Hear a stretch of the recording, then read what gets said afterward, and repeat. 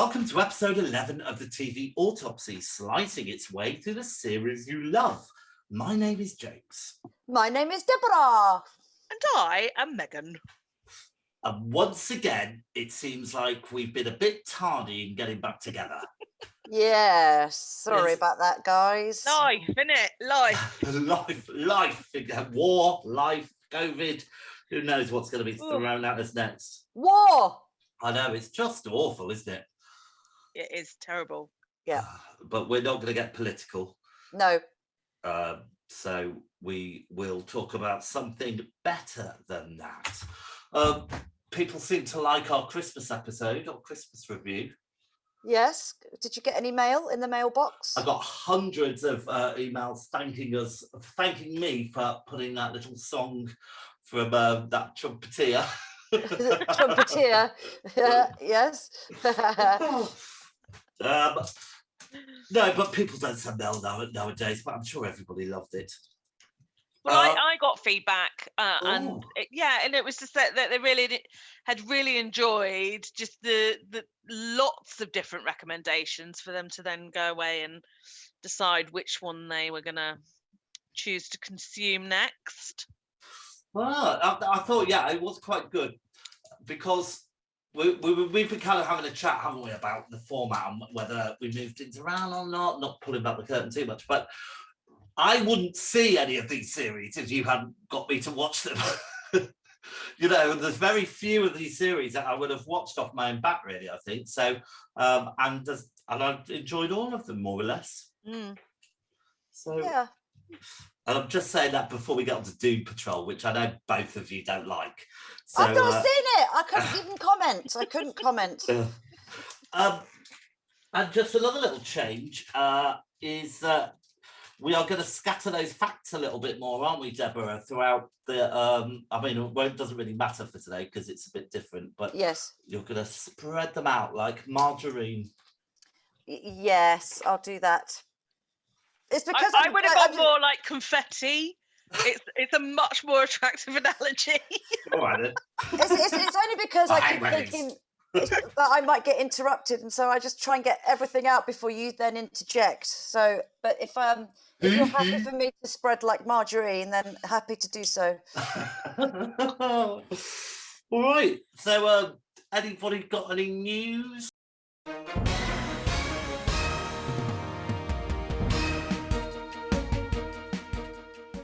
Anything that they're looking forward to? Yes. Oh, go on. Russian Doll season 2 starts on the 20th of April. Should you be watching that in this political climate? Shouldn't you be abstaining? It's nothing to do with Russia. Oh, right, okay, that's great. It's more the metaphor of a doll in a doll in a doll in a doll. Right, okie dokie. Yes. But if you haven't seen season 1, haven't seen it. I would thoroughly recommend it, but it's not one of my formal recommendations for today. Well, hold on a minute. You can't just tell us that because I know nothing about it. Tell us a little bit about what this is about. It's really very stylistic, almost like a cool Groundhog Day type story where it's this girl's birthday and she keeps dying and waking up at her birthday party, and it's just her journey to sort of like realize that she's on this loop, identify what she can and can't do, and then trying to break the loop. Sounds very much like a film called Happy Death Day. Have you seen that film? You know what? I have seen Happy Death Day. I quite like Happy Death Day. Yeah, I did as well, actually. Yeah. It's. I really enjoyed that film as well. It is a comparable story, but it's different enough that it's really. It was really cool. The character, she in particular, the main character, I just really, really loved her. She's quite quirky and it was thoroughly enjoyable, and I shall definitely be watching season 2, which is set 4 years after season 1. I quite liked that when they jump a little bit because then they've got backstory, all that kind of stuff. Yeah. There's lots of other new things coming back, such as Killing Eve season 4, which I've got on record. My Brilliant Friend, which is the third installment of 4 seasons. Which, if you've not seen it, it's amazing. I'm shaking my head. Sorry, they can't see me today, so I'm going to tell you when I'm shaking my head. Oh, okay. So you've not seen it. I've not seen it. It's wonderful. It's wonderful. It's based on a novel by Elena Ferrante, which is, I think it was, it might have been, was it Michelle Obama's favourite novel, or it might have been Clinton's favourite novel. But anyway, it's amazing. It's set in, it's like these memoirs of a girl who befriends another girl in a very poor, driven down, poverty-stricken Naples back in the 1950s. And then season 2 moves up forward in time a little bit, and how this friendship develops, and the neighborhood and all the characters in the neighborhood. And then this latest season, I think we're now in the 1970s, and then the 4th season will be presumably the 80s. But it's so it's 4 seasons representative of the book as a whole. Because I started reading that book. 4 books. It's 4 books, is it? A 4-book series, yeah. And it's all in the dialect of Naples Italian of the 1950s. So they, even the actors, even the actors had to learn how to, speak in sort of Napoli. Do you mean like a bit dialect, like when Irving Welsh did Train Spotting, and it took ages to read it to understand what was going on? Or Clockwork Orange. Oh God, yeah, there's another one. But it's obviously subtitled, so you would obviously watch the subtitles. It's in Italian.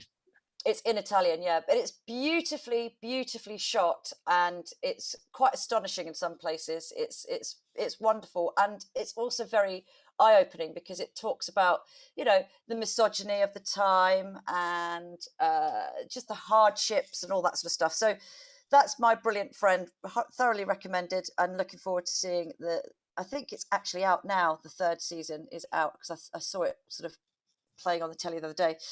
Then we've got, what else have we got? We've got The Boys season 3, we've got Stranger Things season 4, we've got Flight Attendant season 2. These are all coming up. And Frasier is getting a reboot. Is it? Ooh. Yeah. I didn't really like it the first time round. I never watched it. So sometimes it's meant to be amazing, right? Day on some of these reboots. Yeah, and it's got a jazz theme tune, which I think sets it badly to begin with, because I can't stand jazz. You don't like jazz and liquor? I hate jazz. Really hate jazz. And yeah, I don't know. Like Johnny hates jazz. Yeah. Giving me nothing but shattered dreams. Yeah, Johnny hates jazz.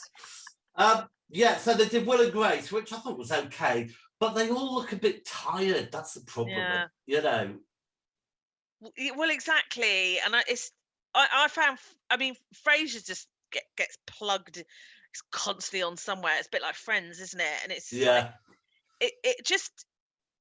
There was always that edge of cringeworthiness about it the first time round. Is it? I'll tell you what, even Gavin and Stacey, when they did their show a couple of years back for their Christmas special, I thought that had lost a lot of its appeal. It's kind of like you capture a moment of time, and then when you're trying to recreate it, it just doesn't quite work. Yeah. There were some bits of that Christmas special I found a little bit problematic in that they didn't ring true, but I could see why they were there as a plot device. But what, remind me, what do you mean? Well, I couldn't have.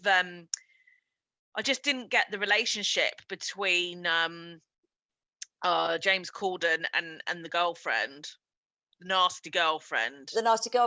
But then the end was lovely. Oh, the end was lovely. What happened at the end? The proposition. What proposition?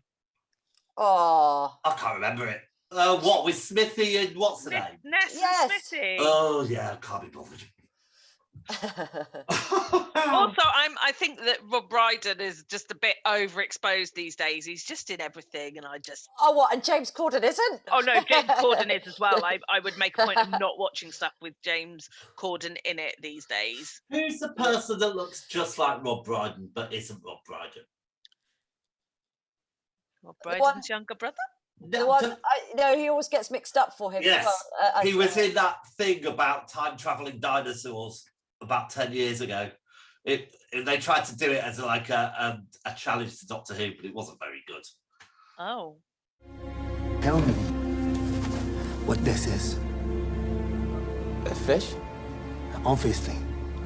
It's a Sarcopterygian. There's no trace of them in the fossil record for 70 million years, and then suddenly one of them just pops up in the middle of the Indian Ocean. Totally inexplicable in modern evolutionary terms. See, Darwin provides most of the answers. It's the pieces that don't fit. Do you not remember it? No. Time-travelling dinosaurs. Well, the dinosaurs didn't invent time travel, but they did go through the portals and stuff. I did not see that. Yeah, I bet you did. I bet you forgot all about it. I will find out what it's called and get back to you. You're not thinking Ben? Is he Ben Miller? That's it. Okay. Ah. Good old Ben Miller. Ben Miller, wasn't he the detective in the first season of Death in Paradise? Now that possible. Possible, yeah, maybe. Anyway, yes. Yeah. Anyone looking forward to the Star Wars stuff? No. I'm Star Wars'd out. It's not on my radar. Ooh. There's also loads of Star Trek coming. Oh my goodness. And Lord of the Rings as well. Oh, I know. I did see the Lord of the Rings trailer, and I'm actually inclined to watch that. I think I even messaged you guys saying, "Dear Lord, please make this not be shit." oh, that was that. Sorry, I didn't look at that. Yeah. How rude. I did, Megan. Yes, you responded. I'm not that keen on Lord of the Rings. Just talking about the Star Trek, because I've been watching season 4 of Discovery, which has become so woke.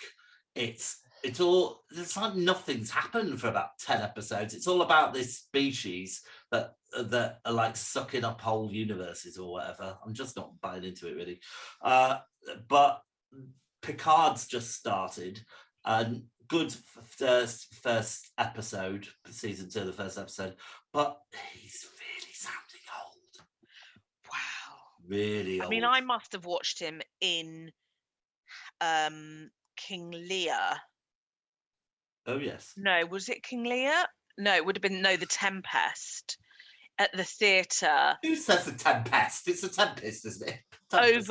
Over 10 years ago, and he was shirtless in that, and I did think he looks quite fit for his age, but he is knocking on a bit. Wow. Okie dokie. And that was 10 years ago. Yeah. Yeah, well he's got to be in his 80s now. He's got to be nearly 80. I know he's like best mates with Ian McKellen, and Ian McKellen's like 82. I think. Always had a bit of a thing for old Picard though. Did you? I did, yeah. Make it so, Megan, make it so. Primeval was that series. I don't remember Primeval. No, yeah, I remember the series, but no, I don't. It was BBC, wasn't it? No, it was ITV. Oh. back in the noughties, wasn't it? No.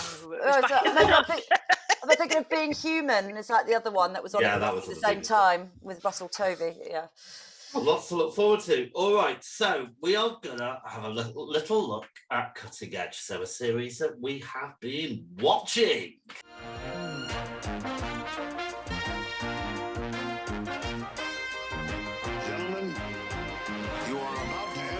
Fascinating sphere of police work, the world of forensic medicine. And Megan, why don't you kick us off?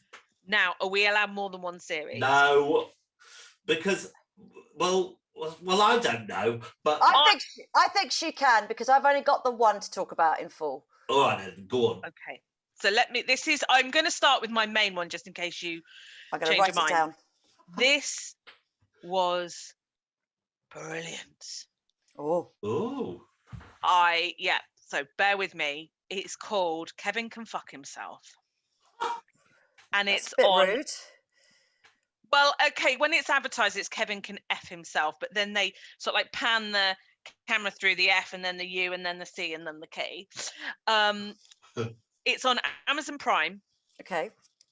It's a dark comedy that alternates between, it's got a kind of traditional part sitcom and the rest is dark, quite dark, gritty comedy.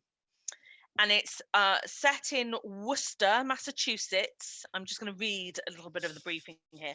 The series follows the journey of Alison McRoberts, a stereotypically smart and beautiful sitcom wife, and I'm doing inverted comma finger air quotes there, who is married to Kevin, a deeply unpleasant, self-centered man-child who is clearly punching above his weight. I'm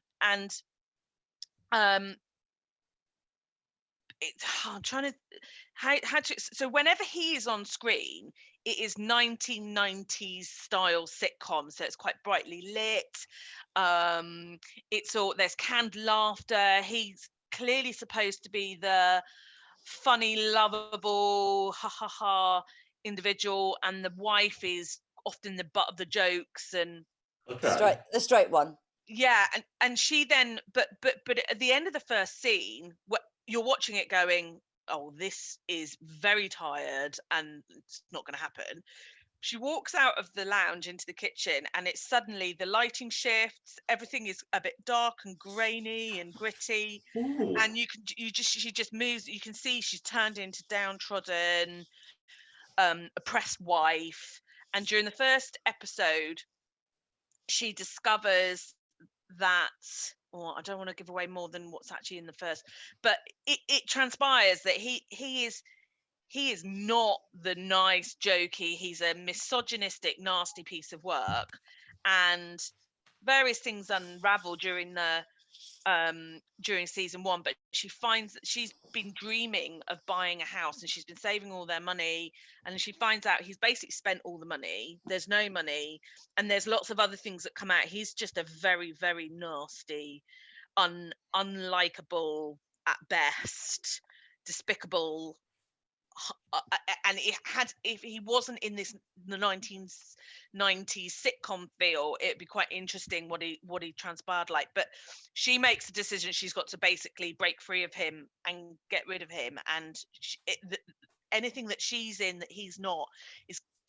gritty, dark comedy. Mm-hmm. And then there's this weird juxtaposed 90s great. sitcom. It's so clever. Stylistically, it's amazing. They use the same sets but with totally different lighting. It has such a different feel. Right. And I'm very intrigued by that. Yes. It's so clever. I was trying to find the quote. What would you give it out of 10? Oh my god, I would give it like 9+ out of 10. It interestingly, it scored 6.9 on IMDb. They don't do nothing. Which I think is wholly unjustified. It's coming back this year for a second season, and it had it was whichever channel made it in the States, it was their biggest audience for It's like my mate Dave. Okay, so when the League of Gentlemen, the first series came out, I loved it, and so did Vicky. And then Dave, and you liked it. Dave came to watch it. He was one of our flatmates at the time, and he hated it because he wasn't ready for it. And then by the time the second season came around, he was all over it, and he loved it. That sounds a bit like you with Ghosts. Oh, well, no, it only took me one episode. It's still very much like Heidi Hider. What? Okie dokie. I'm going to go next. So it's only a little one. Does anyone remember a sitcom called The Kids in the Hall? Oh, yeah. Vaguely. Yes. I've completely forgotten about this, and it was a subversive comedy made by a load of young American guys in probably the mid to late 80s, and they all play all the parts. So they play like female characters, male characters. They drag up, and it's kind of a bit of a precursor to the League of Gentlemen. And I'd completely forgotten about it, but it's really quite funny. Just very odd scenes. So that, like, there's this scene where that one of them is playing like a blues singer, and he's a blues singer, and you know, he's got this girlfriend, and then it snaps to like the girlfriend who's a typist who's going, I just don't like him being depressed all the time. It's just it's hard to kind of explain, but I think I watched all of it, and I think it influenced me quite a lot when I was young. And that was the Kids in the Hall. Yeah, and that was 80s, was it? Yeah, it's on Amazon. It's on Amazon Prime, I think. That's where I found it. But yeah, I watched a couple of episodes, and it was still very, very funny. So, so it stood up. Yeah, it's really weird because I knew I'd seen it before, but you know, I suppose it was of the time when you just catch an episode or so. Really late at night. But yeah, I'd kind of recommend that. And it's not a replica. It's the exact. It's just the original series. Just the original, yeah. Cool. Amazon Prime. My turn? Yes, it is. Okay, so I've been watching Inventing Anna. I've heard about this. Which is on Netflix at the moment. It's I think it's the biggest trending one at the moment. I am literally on the last episode. So there's 9 episodes, and I'm on episode. I've just finished, or halfway through episode 8. But it's an interesting one. It's based on. Well, it's quite extraordinary, really. Based on a true story of a 25-year-old-ish socialite called Anna Delvey, who purported to be a Russian-born German heiress to like a $60 million trust fund, and she basically touted herself to be this kind of genius entrepreneur, looking to open up some kind of very kind of elite, rich arts social club, a bit like Soho House, but in New York. However, it transpires that with all her hobnobbing with the rich and the influential, with bank managers and lawyers and CEOs of all these big companies, that she might have actually been a con artist, and she basically defrauded out of all her associates, her friends, and all of these people, the banks and CEOs and all sorts, hundreds of thousands of dollars. You know, big federal American banks. It stars Julia Garner, who plays Ruth in Ozark, the blonde curly-haired one. So she plays Anna Delvey, and Anna Chlumsky, who you might remember as the little girl in My Girl with Macaulay Culkin. Oh, the one that died from the bee stings. Oh no, that was him, wasn't it? Yeah. Oh no, irrelevant. So she plays the part of this journalist who's trying to unpick and write her story. So basically, the real journalist was a woman called Jessica Pressler. She wrote a New York article entitled "How Anna Delvey Tricked New York's Party People," and about a month after it was published, Shonda what's her name? Shonda Rhimes, I think, picked it up and said, I want to make this into a series. And she was a bit unsure about it. Now, this same journalist wrote an article that was nominated for an award, which was then turned into the film Hustlers. Remember the film Hustlers with the one, didn't it win an Oscar or two? Hustlers. Yeah, I haven't actually seen it. So is that based on Anna What's Her Face as well? No, so this is the journalist that wrote that article. It's separate story. But the person that Jennifer Lopez was in Hustlers. Is it that one? Jennifer Lawrence. No, Jennifer Lopez. It's about the viral New York Magazine article. Oh no, maybe it's a different Hustler. Sorry, I'm not doing very well, am I? Carry on. There's lots of hustlers. Oh yeah, sorry, I'm thinking of The Hustle. No, you're right. Jennifer Lopez. She plays Jessica Pressler, sort of loosely based journalist. Anyway, no, doesn't I'm matter. thinking of The Hustle. Yeah, I think of The Hustle, not Hustlers. Do Hustle. Anyway, it's really extraordinary because basically this journalist Vivian Kent, as she's known, she's kind of like the storyteller, or she's like telling us, the audience, what's going on.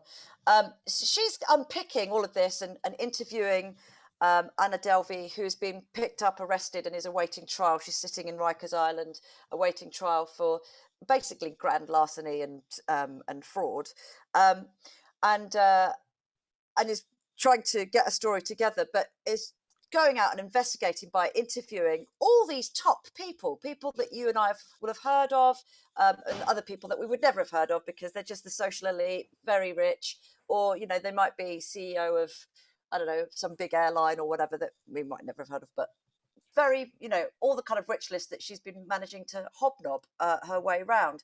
And it's just extraordinary, the kind of the audacity, the confidence that this young 20-something girl manages to, I don't know, convince all these people that she is this German heiress with this, this big plan, this big dream, and she wants people to help her achieve this dream by literally parasiting money off them, and coasting from hotel to rich house, and talking to like big finance lawyers to convince the banks to lend her $40 million to get this set up.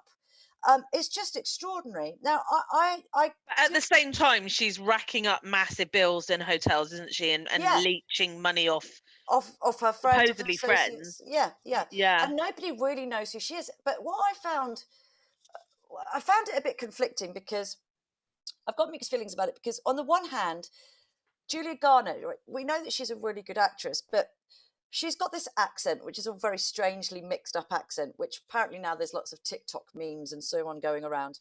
She's got this accent, which is German, French, Slovakian, not even French, Russian. It's, kind of European accent, which is non-placeable. She's incredibly rude. She's completely charmless. She's unlikable. She's quite plain, even though she is spending, harsh, isn't it? even though she's spending thousands of pounds on the best clothes, and she'll get into a hissy fit if she doesn't get the right clothes. There's a famous part where she's meant to stand trial at the end. The bit I've not yet seen, but I've read about it, and it's true that this is what actually happened. She has a hissy fit about not having the right clothes to wear for trial, that kind of thing. I've got to wear Yves Saint Laurent or whatever. She's very kind of not a very narcissistic, petulant, childlike character. And I just find that it's kind of unbelievable. Is this a miscast? Is this not being cast properly, or is this just the writing? Because it really jars that this girl, essentially, who's going around wearing baby doll dresses, is convincing all of these people who are generally much older than her and generally in big, huge positions of responsibility, are believing in this girl. Well, I don't know now if you like it or not. You don't know what? Whether you like this series or not. But this is the conflict that I'm having, because it makes sense that it is so unbelievable. Because when you Google image Anna Delvey and you put the two pictures together of the real Anna Delvey and the actress that plays Anna Delvey, Julia Garner, I mean, it's, they've got her all down, in terms of what she's wearing, what she looks like.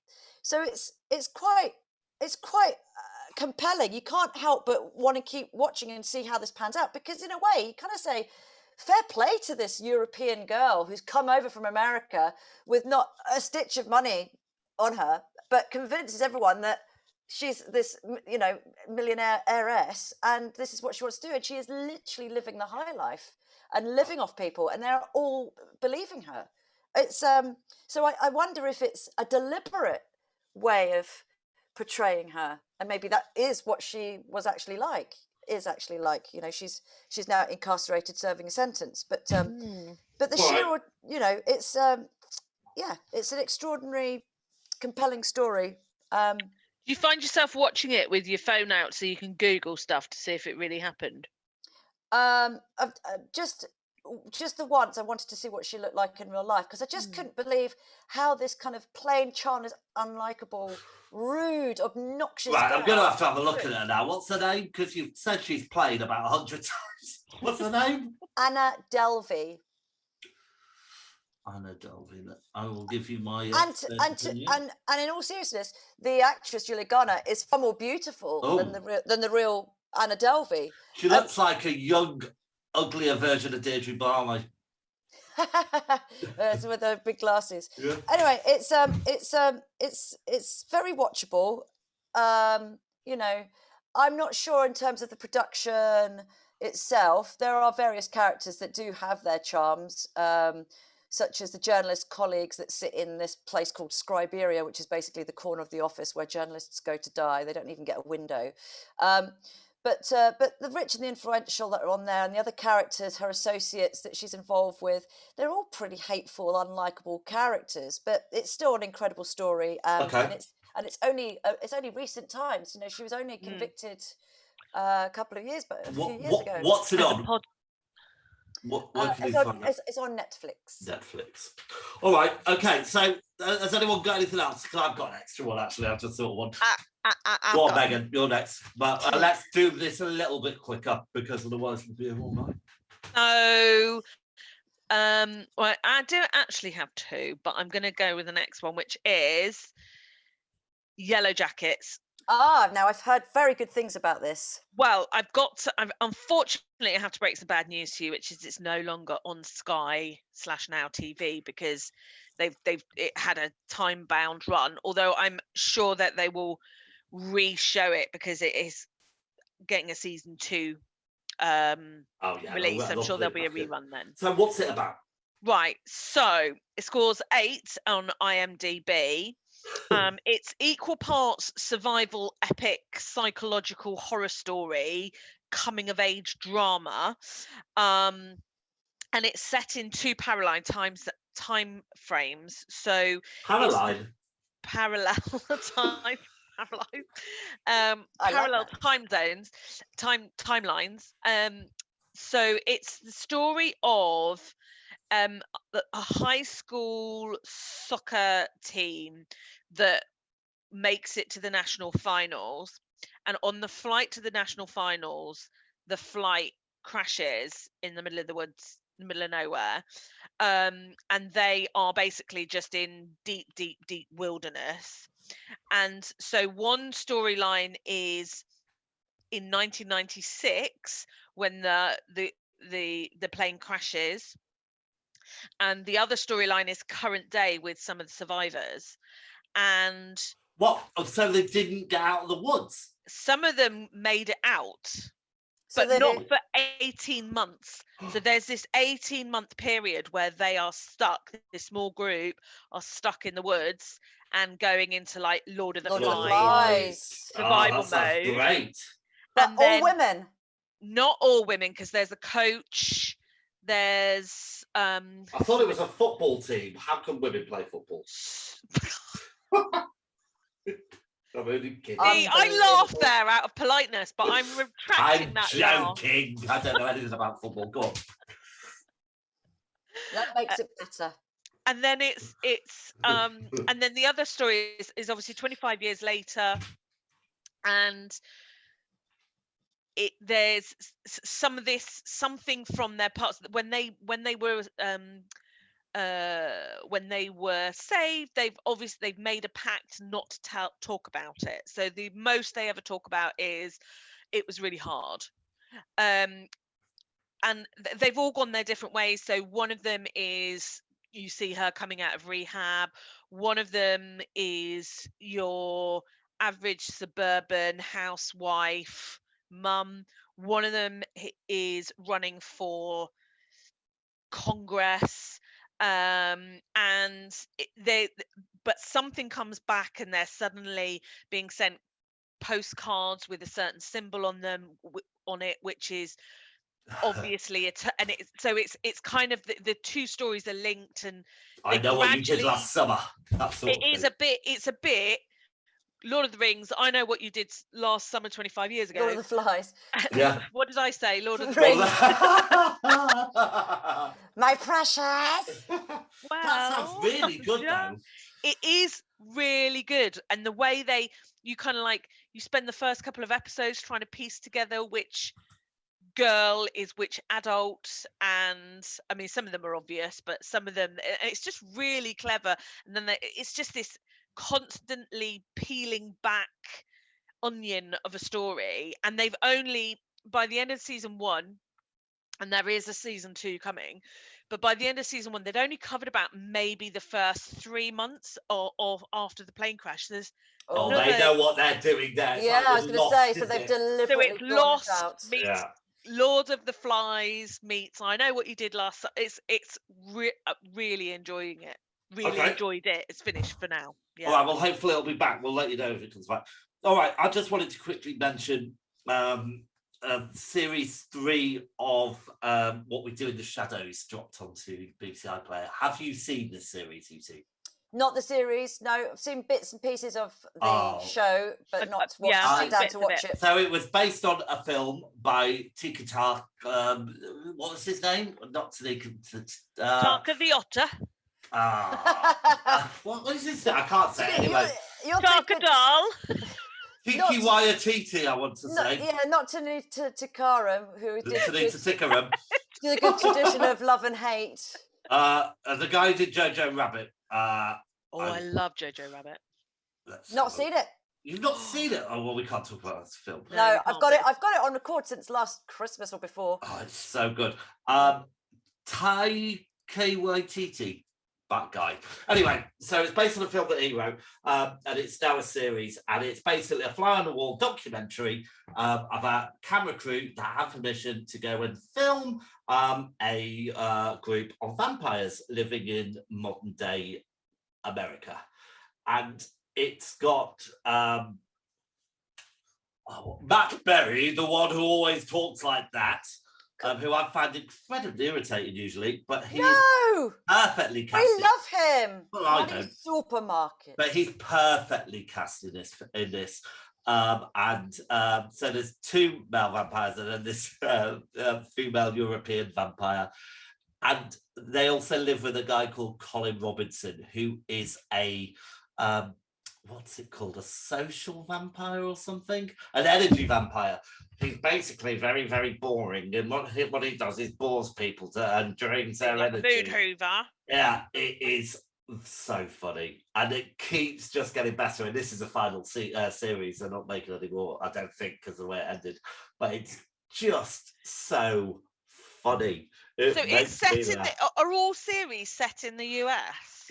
Yeah, so they're just living in this house, and they're all about 400 or 500 years old, and they've got this. I think it's called Guillermo, who is a familiar who is just obsessed with becoming a vampire, and they're never going to make him into a vampire. And they don't want to be stuck with him, you mean? He's just not important enough to them. So it opens with a I think tonight they're going to make me a vampire. I got you your present, Gilmore, and then he shows him like he's made a glitter picture of him and Gilmore as a vampire. And it's very funny. Right, I've definitely seen something, but I hadn't clocked it as American. Was there an English version? Is this a remake of an English series? No. So the film was based in a place called New Zealand. And so I think that was all set over there. A place called New Zealand. New Zealand. I was going to say a place called Manor House Park. And this series, it's set in America, but I think it's a partnership between the BBC. Yeah, but I think it was on BBC Two, wasn't it? It is. It's on the BBC. Yeah, it's on the BBC iPlayer now. But it's just so funny. Like this whole thing about Matt Berry's got this witch's hat, and his wife has got, oh bloody hell, you've got that bloody witch's hat. It's cursed, man. And he's put this every time he puts a hat on, something terrible happens, and I like the hat. You sound like Anna Delvey now. Well, I'm not right. Well, you know, just watch it. It's great. I don't know. Who's Anna Delvey? Oh, yes. Sorry. Inventing Anna. Inventing Anna. There we go. Oh, all right. Is that it? Are we done? Should we move on? There's one very little addition. Go on then. Oh no, it's Deborah. Have you got something? All I was going to say was I watched The Girl Before that you suggested. Yeah. I didn't like it. I didn't like it. No, I didn't like it. And I watched The Responder because everyone said to watch The Responder. Do you remember Didn't like it. And respond to us. What did you think of it? Oh no, it was just quite good. It was quite good. Oh. Martin Freeman and his Liverpudlian accent being some kind of urgent response officer on night shifts in Liverpool, and he's kind of morally compromised, has mental health issues that he's dealing with. That kind of thing. Work coming into homework, blah blah. It's good. It's good. Can I very quickly mention Upload, because season 2 is coming out on Amazon Prime next week, and basically it's there's a chap who, it's set in the future, and you can be digitally uploaded instead of dying, so that you live forever. And the digital world can interact, like you can call your mates back on in the real world. And this guy, he is in a driverless car crash with his girlfriend, and she is absolutely loaded. And at the hospital, she insists that he gets uploaded rather than operated on. And so, and because her family's loaded, she's using her grandmother's plan for this heaven, so it's her grandmother's idea of heaven, which is this really old-fashioned hotel. Anyway, so he gets uploaded, and gradually through the series you start thinking about, well, maybe actually someone was out to kill him and all of this sort of stuff. But it's the interaction between the digital life and real life is just quite excellent in weird and off, and just... So wait, so they die? Yeah, well, yeah, they basically, their heads get blown to pieces in the process of upload. They covered it in an episode of Doctor Who. So they your consciousness gets put into a computer, basically. Yeah, so it's a bit like the Downsize. Yeah. Matt Damon meets The Good Place, meets Free Guy, meets We Are Legion, We Are Bob. If you haven't ever read that season, and it's not entirely original, but it is pretty enjoyable. Sounds fun to me. Yeah. All right. Season 2 next week gets Amazon released Prime. next week on Amazon Prime, and it scores an 8 on IMDb. You are obsessed with IMDb. What's going on, Megan? Because I always think it's quite good rate just to know what other people are making of it. Well, what does TVA rate it? I don't know. That's us. Oh, sorry. Big thumbs up, but not as big a thumbs up as Kevin can fuck himself. All right, have we got any flatliners? Deborah, you stuck one in just then, didn't you, with the...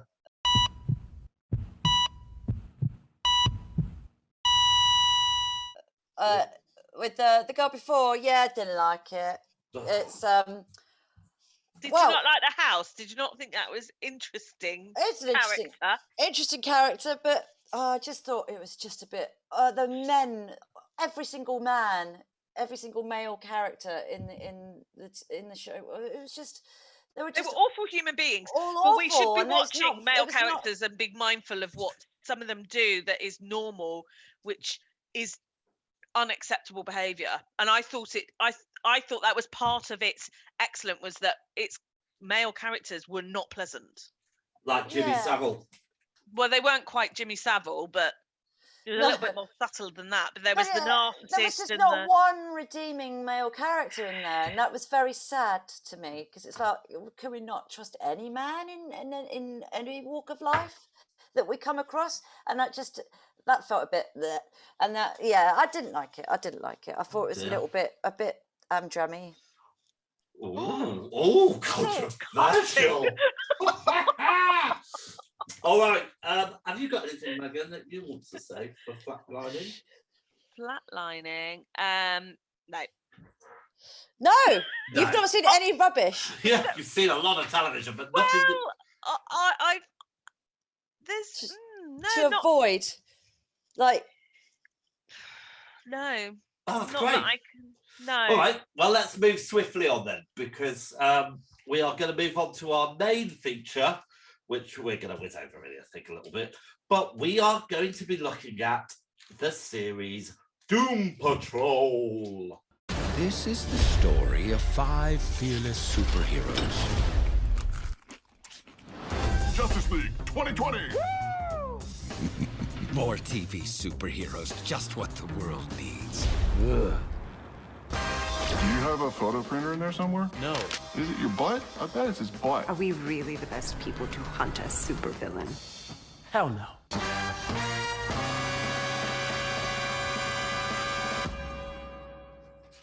What? All right. So, Deborah, as you haven't watched it, you haven't got any facts. So I will give you my kind of tiny little facts that I've got because I didn't write many down. It started in 2019, and the showrunner is Jeremy Carver. It's based on Doom Patrol, which is a comic book by Arnold Drake, Bob Haney, and Bruno Premiani. It's a DC comic. It's on Stars, which is an add-on for Amazon Prime, something like £2 a month. And it's not £2 a month after the initial period. Is it not? No, it's £8 a month or something. You're joking. I cancelled it because I'm like, I will pick it up again when there's something I want to watch a few things. Oh my God, I've been just thinking it's only £2 a month. No, check that's the introductory offer, and then they sneak it up. God. All right, and the actors are Diane Aguero, April Bowlby, Alan Tudyk, Matt Bomer, Brendan Fraser. You might remember him from The Mummy. George of the Jungle. Oh, George of the Jungle. Well, he's changed a bit since those days. I can tell you. You said he's got a bit fat. Timothy Dalton. Are we allowed to say fat? No, I wasn't going to say that. I was going to say he's turned into a robot, Deborah.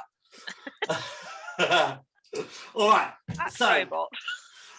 So right, cards on the table. Who watched this? I watched about half season 1 previously. Yeah. And lost my mind. Lost my mojo to carry. All right, well, let me just give you a little kind of overview of what it's about, because I really like it. So it's about five very dysfunctional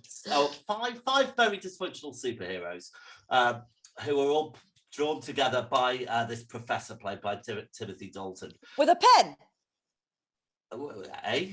Oh, she gets disruptive when she hasn't got a fact in front of her, doesn't she? And basically, he creates these superheroes, by want of a better word, and they're all really dysfunctional. So you have got one character who was a 1950s B-movie film star who was an absolute bitch. She was horrible. She got someone fired off a set because he only had one arm. You know, she didn't want to look at him. He's ugly, he's hideous. And anyway, she gets bitten by this like creature, which basically makes her whole skin just turn into a big blob. So every time she's stressed, her face just melts. So someone who's incredibly vain, that's just like the worst thing that could happen. And then you've got a guy who who has an alien entity inside him, and he's nuclear radioactive, so he has to be covered in bandages. You've got a character But the girl with the multiple personalities. Yeah, she's got about 18 different personalities who all have different superpowers. Very difficult to keep up. And then the last one is Brendan Fraser, who was this 80s race car driver who was a terrible human being by all accounts, and basically had a terrible accident, and all they saved was his brain, so they put him into like a really old-fashioned looking robot. and it's just quite surreal and odd, and it builds and builds. So like there's a character called Danny the Street, basically. And the character is the street, and this street appears every now and then in different locations, and it's a very, very camp street. And So like the FBI are trying to hunt this street, and one of the FBI people goes into the street, and then he ends up being a drag queen in this street because Danny helps everybody be themselves. And then season 3, the whole premise of season 3 is our 50s film star travels back in time, basically. And she's working for this department where they don't like people with special powers, blah, blah, blah. But the brilliant thing about it is they form a club called the Sisters of Dada, and they just, every lunch hour, they go downstairs and do just crazy things like, do you know what Dadaism is? Yeah. So Dadaism was like a movement in like the 20s. Arts movement. It started with poetry. It started with poetry. A poet started it, and then it kind of, the artist then started to move into it and make it into something even bigger. I used to be really pretentious at university, called it Dadaism, but it is Dadaism. Anyway, it's just so funny, and it's lovely, and I think it's a brilliant series, and that's all I want to say about it, really. Congratulations. I don't know why. Why did you like it? You preferred it over the Umbrella Academy, didn't you? I really did. I thought because I'd watched the Umbrella Academy and absolutely adored the Umbrella Academy. So watching that, there are the analogy. No, what's the word? Those comparisons, definitely. Yeah. Do you know what I watched? I watched Doom Patrol before Umbrella Academy, and whereas I have probably a sophisticated enough palate to be able to differentiate between the two, I do understand that if you watched one first, that you might prefer it to the other. But I like the subversive qualities of Doom Patrol. I seem to recall that in the pilot episode of TV Autopsy, you would, without me and Deborah, you were discussing the Umbrella Academy. I was, with my split personality, yeah. And you kept comparing it to Doom Patrol. Yeah, because I really like Doom Patrol. There we are. Well, there's not a lot I can say about it if nobody really watched it. But so apart from the Umbrella thing, what did you not did you not like the characters? I thought the characters were great. Do you know what? It could have been anything. If I went back to watch it again now, which I've had a really good run of excellent TV. Fair enough. So it's been really tricky. I'm currently finally decided to try and consume The Crown, which I'm enjoying. Have you not seen The Crown? I need to get on it as well. I have not seen any of it. I'm enjoying it a million times better than I thought I would. Well, can I just give a little shout out to my Baked Bean actors for the Baked Bean Theatre Company, a group of actors with learning disabilities who are in season 4 in a whole episode. So there. Oh wow! Well, I haven't got on to season 4 yet, so I shall keep my eyes peeled. My friend is in it. But yeah, there's I've just been really I try and find my mojo to go back and rewatch the second half of season 1 on the Doom Patrol. I was struggling a little bit, but I couldn't put my finger on why. It was like it didn't completely consume me, so I obviously got sidetracked by something else. Fair enough. Can I just ask about The Crown? All right, so Emma Foy played the Queen. What was the name? Claire Foy. Well, close enough. So Claire Foy was season 1 and 2, yes? Yes. I'm writing this down. Right, who played the Queen in seasons 3 and 4? Olivia Colman. Right, so she's back for season 5, I see. Or am I imagining that? I'm sure I saw the trailer. Don't know. Yeah, because I thought it was Patricia Routledge, but I'm not sure now. Don't know. I'm on season 3 at the moment. Is that the one with the coal slag heap and stuff? Yeah, Aberfan. Yeah, just seen that. You've watched that, take it, Deborah? I have not seen any of The Crown yet. Yeah, I was fairly resistant to it, but I've really enjoyed it, and it's really. I have to have I'm googling it constantly, going and seeing. There's times when you think, they're being quite sympathetic towards that particular individual, and then you see something else and you go, what a despicable human being. Oh, goodness me! What about the bits? It's not exactly true to fact. Yeah, I was about to say. I suppose it's more truthful to fact than, I don't know, The Only Way is Essex, which is all nonsense. But it's, I suppose, so you've got the facts that they lay on, and then there's, I suppose they just have to guess what they said. Yeah, so there are, Poetic they've obviously got, there's certain things which are a matter of public record, but I think that the royal family's response to some of those things are broadly interpreted. Yeah. Um, Do you think they all get together and watch it? How weird to have they have made comments, haven't they? They have said it's you know, it's fodder, but it's not true, they say. No, but if you had a whole series made about you and your family, you would definitely watch it, wouldn't you? Oh, you totally would. Yeah, would you? I totally would. Going, oh, look what they've done to you. But do you know what? There's there's bits that you see, and like even on a factual level, you're just kind of like, well, she had a rough time of it, or that was brutal, or you know, there's. I'm not a particular royalist, which is I think why I was fairly resistant to watching it. See, I am, which is why I kind of don't want to watch it. Oh, I in a think way, that I do want to watch it, but I think they're quite lot sympathetic to the royal family, really. Okay. I mean, yeah. I mean, I think it is, and I think it adds a layer of stuff that you probably don't think of, that like as to why they're all a bit broken, and it's some of it is desperately sad, and some of it is, I mean, some of the stuff about the Duke of Windsor, I did know a lot of that, but some of it it adds some colour. Yeah. Hey, do you think Meghan Markle will play herself? Because they're going to be right. It'll be right up to date, and she's an actress. It's not far off, is it? It's not far off getting. I mean, there's some pretty horrendous treatment of indivials throughout it. Go on, name these individuals. Well, I think Princess Margaret. Princess Margaret had an absolutely horrendous run of it, being banned from various bits and pieces. She did have her own island, though. That helped to make up for it. She hung out with Mick Jagger a lot, didn't she, over in that island?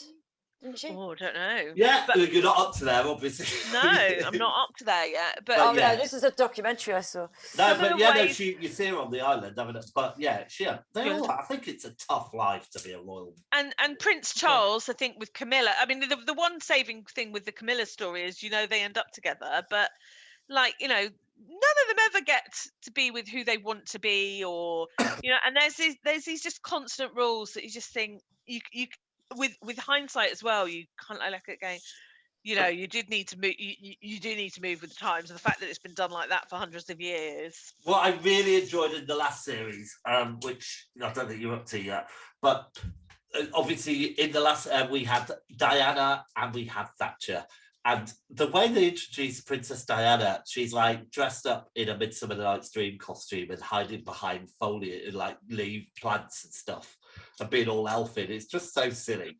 And then you've got, I want to say Gillian Telforth, but Gillian Anderson.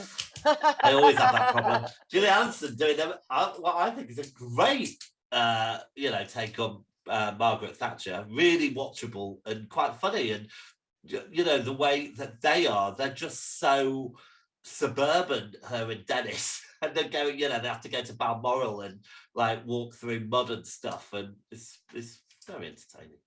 Yeah, I think some of the portrayals of the characters, how they've sort of like, particularly the characters as they've got older and it's new actors and playing them. Yeah, how they then keep those characters. Helen Bonham Carter's brilliant. Oh, I think she's brilliant in everything. I'm a big fan of hers, except that those adverts for tea. You know, she's got an advert where she's drinking tea or something. No, it's for sofas, DFS. Oh, right, yeah, but she goes on about tea an awful lot. See, it didn't work on me, did it? She's doing DFS adverts. Sat on the sofa, yeah. Well, since she broke up with what's his name, she needs the money. That was years ago. I know, exactly. It's all gone. I've been outside their houses. Weird. Stalking them. Have you had any court action yet? It was behind a sort of a pub, sort of Belsize Park Road or something. It was Belsize Park somewhere. You're playing Knockdown Ginger. All right, so come on. Let's get back to some subjects. Let's get back to normal. What are you going to give us for next time, Deborah? Pieces of Her. Okay. I came across it scrolling Netflix right now. Last hour. In the last hour. Well done, brilliantly researched. I've chosen it because it's got Toni Collette in it, and I think she's a marvel. So who's she now? Muriel's Wedding. Muriel's Wedding, yeah. No. Toni Collette. I've been in a film with her. That's 2. I'm gonna start doing the bell every time your name drop. Oh, great. You know Toni Collette, Sixth Sense, the mum in Sixth Sense. Well, I don't remember her. You don't remember Muriel's Wedding? Oh, I'm just gonna have a look. I didn't think it was all that. I don't know what everyone was Have you going on seen, about, but I do hate weddings. Sunshine, Little Miss Sunshine. She was the mum in Little Years Miss Sunshine. ago. Oh, anyway, Toni Collette. It says here on Netflix, it says, a woman pieces together her mother's dark past after a violent attack in their small town brings hidden threats and deadly secrets to light. Didn't Kate Winslet do that last year? Yeah. So that's how many episodes? It looks like there are 8 episodes. So digestible, 1 hour each. Brilliant. Episode. Netflix. Suspenseful and emotional. There you go. Okay. Pieces of her. Pieces of her. Well, I suppose that's it, unless you want to join us after the credits roll for us to talk about our special feature this week, which is nothing. Everyone's looking really surprised. No, we're not doing it this week, but we'll probably bring that back next time. Very good. Lovely. Well, it's lovely catching up, girls. Oh, it is. Isn't it nice? Should we set a date now? So that Yeah, so we will be back in a month, won't we? We're not going to let it drag. No, let's not let it drag. We're coming I into the Easter holidays, aren't we? Around the 4th, 5th of April. I don't know. Yes, so maybe during the Easter holidays at some point, either the 4th or 5th or the 11th or the 12th, something like that. So pop those dates in your diary, listener, and one of those dates will pop up. Amazing. Righto. Well, I'm going to go and try and find Yellow Jackets, I think. I'm really intrigued. Yeah, I want to see if it's still available. Well, You it was said on it's Now not. TV, and I think it had a limited run left, so I don't think it's still available. You can always go and buy it on Amazon Prime. I'm sure I've seen it on Amazon Prime. Yeah. Okay, fine. Yeah. All right then. All right, then. Right. And that's it. Take care. See you soon. Bye guys. Bye.